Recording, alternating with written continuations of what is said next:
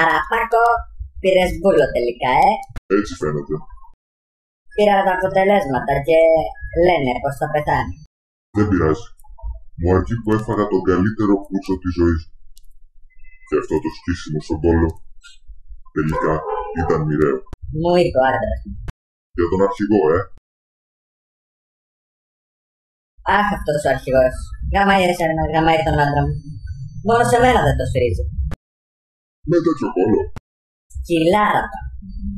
Αντί να μαζέψεις την τρύπα σου που έφτασε ως τη γάμπα, αντί να κόψεις τη μαλακία που σου αχρίστεψε το χέρι, κάθεσαι και μιλάς για τον δικό μου θεσπέσιο κόλο.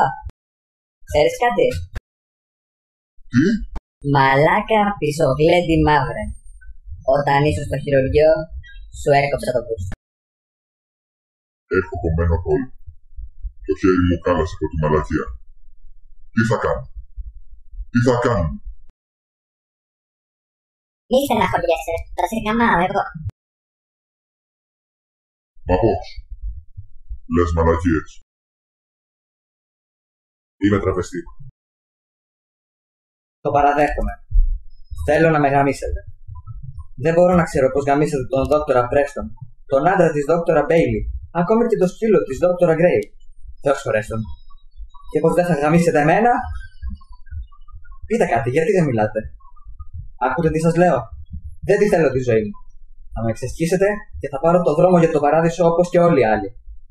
Αλήθεια, ο πούτσος σας πρέπει να είναι πολεμική μηχανή. Απορώ που ισχύει ακόμη η βάρβαρη θανατική ποινή της ηλεκτρικής καρέκλας. Τελείωσε. Έχω πάρει την απόφασή μου.